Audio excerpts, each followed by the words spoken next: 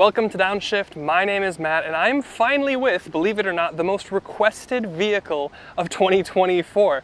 I have not forgotten about you, those that asked me to review an X5 plug-in hybrid 50e at the beginning of the year. I've not forgotten about you. I finally have a chance to do so thanks to my friends at International BMW. So today I'm going to walk you around the best and the rest and compare it to its chief rival, the GLE 450e.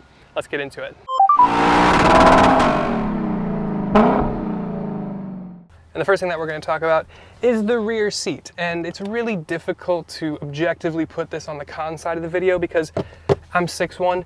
You can clearly see I have plenty of space, but if we are going to compare it to the GLE 450e, the GLE is going to bring a little bit more knee room in the back seat. But back here you have plenty of amenities. You've got great supple leathers, awesome stitching, vents, chargers, the little iPad mounts in the back of the seats with their own chargers, pockets. You can get your dedicated climate zones back here. I believe you can get 4 zones of climate control. Plus you have the great panoramic roof, and depending on how much money you want to spend, you can get their Sky Lounge. So the sky is kind of the limit.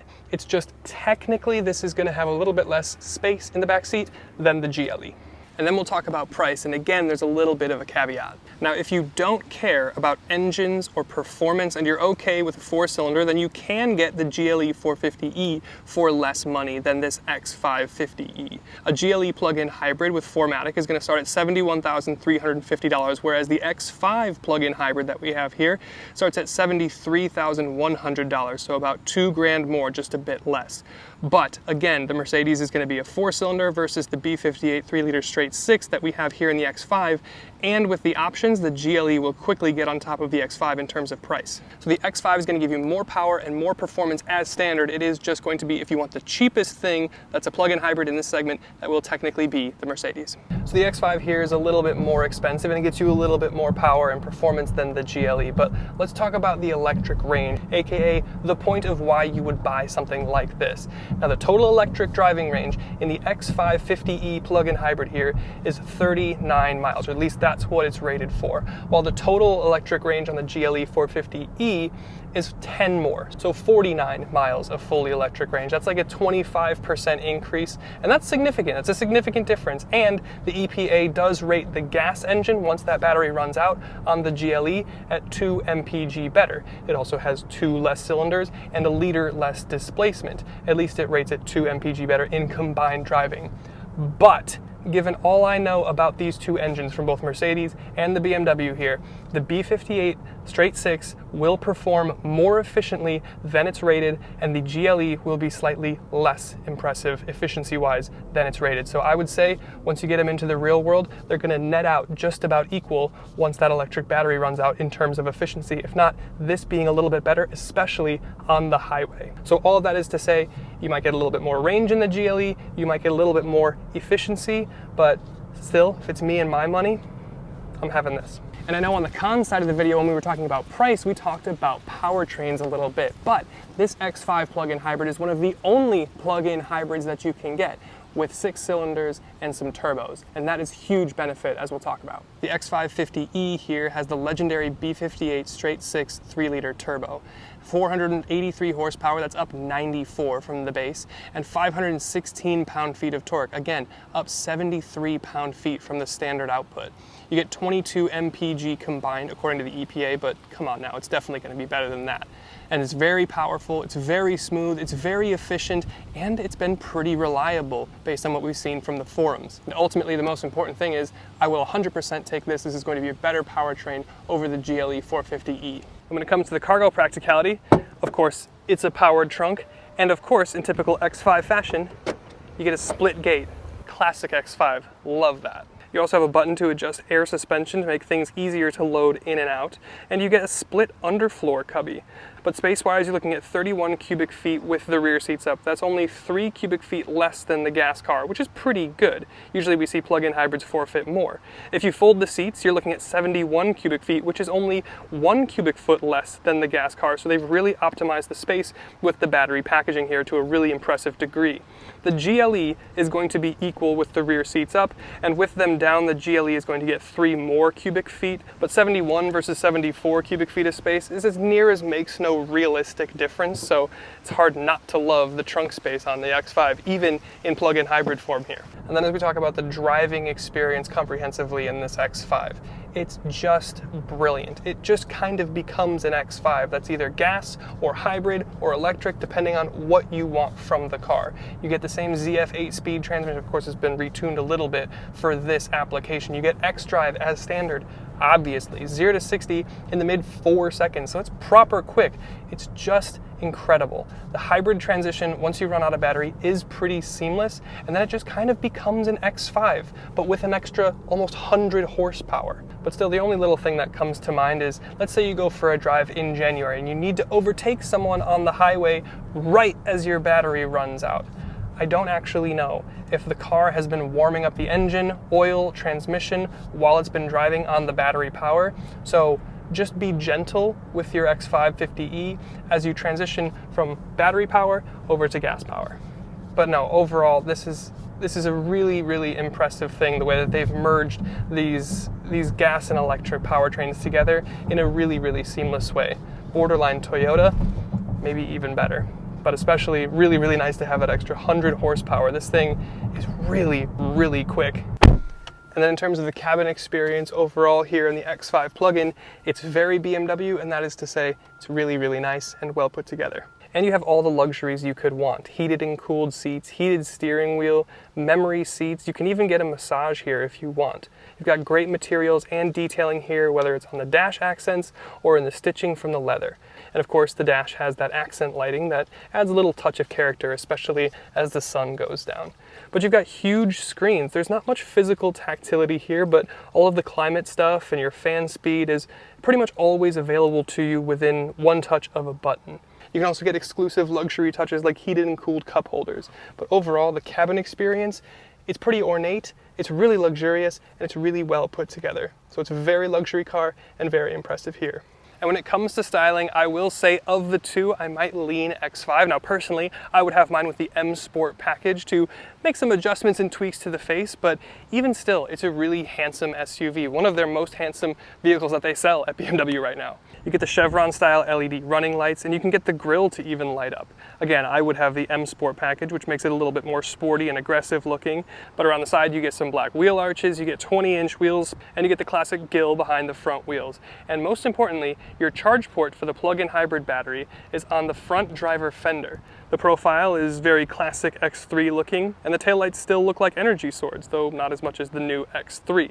But honestly, it's just a nice, classically proportioned, handsome SUV that happens to be crazy efficient and still some fun to drive. And when it comes to safety, of course, it's a modern BMW, which means you're going to get everything that you could possibly want. Head-up display, fully digital instrument cluster, both of those are crazy customizable to almost a point where you're never going to use most of it. You get a huge, huge center screen. It's running the latest iDrive system, although it's not iDrive 9, I think it's 8.5 perhaps, but you get great 360 cameras, you get a reverse assist, you get wireless Apple CarPlay, Android Auto, you get telemetry, adaptive content, your ambient light goes crazy hard, especially with the little animation bar across the dash. And then in terms of your safety, your Drive Pilot Pro system works really, really well. You can get the auto lane change thing, so you can look at the mirror to confirm your lane change, and then the car will do it for you. It's a very good system. All of the tech in here works really, really well. And when it comes to towing capacity, this X5 has quite a bit of muscle. Now, the standard car is rated at 7,200 pounds. I couldn't find a different number for the 50e plug-in hybrid, so I imagine that means it's probably the same 7,200 pound towing capacity, which is crazy. That's only 500 pounds off the max towing capacity that you get from a Chevy Colorado or a GMC Canyon. So that is proper impressive from your luxury plug-in hybrid that still does almost 40 miles of just electric range. X5 plug-in. Oh, there's B58. Oh my god. There's a little hesitation. You do feel the extra almost 100 horsepower. That's wild. It's still snappy gearbox. This thing does really bridge the gap in a, yes, low fuel, I understand. So then I will flip it back into electric, and now I have 30 miles of range, and I still have 3/4 of the battery left. That's awesome. But this does kind of bridge that gap between the standard X5 and the X5 M60. If you want the performance and you don't care about the V8 experience, this is proper fast. This is 0 to 60 in like 4.5 seconds. And the transition, the hybrid to gas transition as you run out of battery, and if you just select hybrid on your center console here. Seamless, faultless.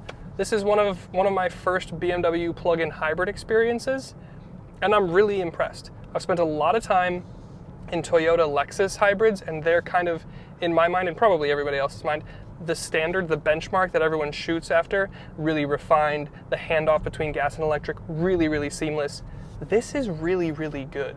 And obviously we're very familiar with this engine, that 3-liter straight six, really smooth, really torquey, really powerful, really efficient. So to have it here with almost 40 miles of fully electric range, I mean, it's hard to come up with any faults. And that's why, as you saw in this video, we went through our 3 worst things about this car, and all 3 of those things had caveats. It's a little bit more expensive to start. Yeah, but you get so much more performance and probably efficiency. And honestly, I have more faith in the reliability of this mill than the Mercedes mill. The rear seat, it's still a perfectly good and usable back seat, even for adults. It's just technically a little bit smaller. It's like all of the faults that you could come up with for this car aren't really faults. And I do think, for the money, this isn't that much more expensive than a standard X5. I don't know why you wouldn't get this. Now, if you go with the M Sport package and you start optioning things up, it does get pretty pricey, but still, just an electric, that feels quick. At least coming away from a light, it does kind of pitter out a little, but it's so good, it's so complete, and it's not that much more money if you're already looking at a standard X5. And then you get all the benefit of, if you're just gonna bop around town, 40 miles of range is probably gonna get you to work, maybe even work and back, depending on where you work. So instead of filling up your fuel tank once a month, maybe, or once a week, maybe you're doing it once a month. I mean, there's so many pros to this thing, and I think there's so many pros to the plug-in hybrid concept, especially if you're concerned about the amount of lithium and cobalt and things being mined and that sort of stuff. If you're worried about that, this is a smaller battery pack. You don't have the range anxiety, so it's more responsible with materials, and you have that peace of mind of, okay, well, if I run out of charge or if I forget to charge overnight, I can still get to where I'm going, and I can still do it with the thundering B58. And there's very much something to be said about that. Having that peace of mind, this bridge transition. Now the thing, and I ranted about this in a Lexus video, I don't know which video is going to go live first, but I ranted about this in a Lexus video. It's come to my attention that people are buying plug-in hybrids like this and not plugging them in. The dumbest thing I've ever heard. What are you doing? You've paid the extra money. The plug-in hybrids are always more money than even a standard hybrid, or especially the standard gas powertrain. So you've paid the premium up front, recoup that with the cheaper running costs of having the electric component, because it's so much better. Yes, hello, weird Buick guy. Anyway, so that's my rant. If you buy a plug-in hybrid, plug it in.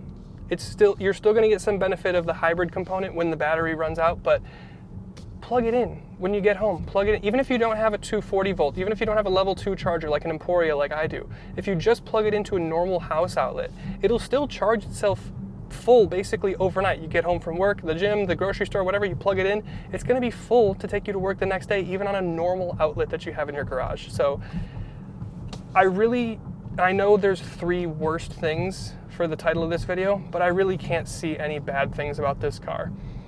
I would get the M Sport package to make it look a little cooler, but other than that, it's pretty much the perfect SUV.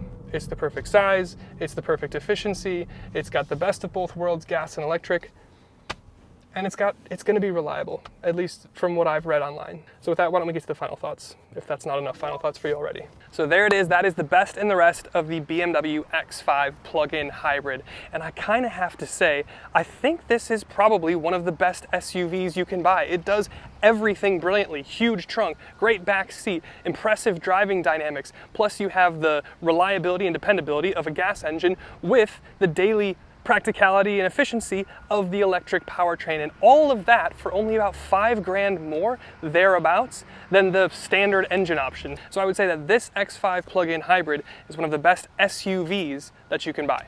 So thanks again to our friends at International BMW for letting us have a go. Finally, thank you to you for watching, and we'll see you in the next one.